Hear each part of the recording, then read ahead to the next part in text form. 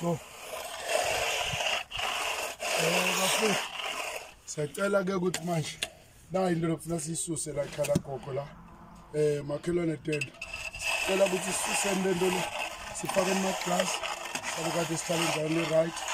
If you do that, God will bless you. Nakanje uNkulunkulu wenda kubo bonke abantu labenda. So sila sithi makhelwane tenda, we are working nakanjani. If you want to see it happening, make it happen.